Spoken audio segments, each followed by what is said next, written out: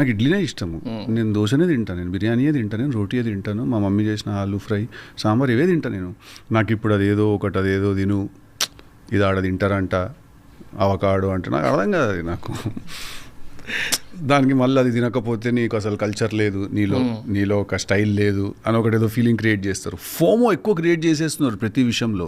ఫుడ్లో కూడా సోషలైజింగ్ వచ్చేసింది. ఫుడ్ కూడా చాలా సోషలైజింగ్ వచ్చేసింది. ఫుడ్ విషయంలో ఇది you have to try this new dessert అంటే తినను రాబోయే నేను. నాకు వెనిలా ఐస్ క్రీమ్ ఇష్టం బాస్, నేను అదే తింటాను నేను తినాలనిపించినప్పుడు. లేకపోతే చాక్లెట్ బ్రౌనీ ఏదో ఉంటుంది, అది ఇష్టం నాకు. అదేదో ఆడ ఐస్ క్రీమ్ని కాల్ చేసి ఒకటి తెస్తాడు, మనకు అర్థం కాదు. మనకు ఐస్ క్రీమ్ అంటే అది చల్లగా ఉండాలా, అలాగని ద్వారా దాన్ని ఐస్ క్రీమ్ని కాలుస్తున్నాను అనిపిస్తుంది నాకు. అది మళ్ళీ నీకు తిన్నికి రాదని చెప్పి వాడు ఒకటి ఇట్లా చూస్తుంటాడు మనల్ని. నేను రెస్టారెంట్కి పోయి నేను పైసలు కట్టి నేను ఇన్సల్టెడ్గా ఫీల్ అవ్వడం అనేది ఎంత స్టూపిడిటీ అసలు ఫస్ట్. సో నాకేంటంటే ఐస్ క్రీమ్ అనేది చల్లగా ఉండాలా.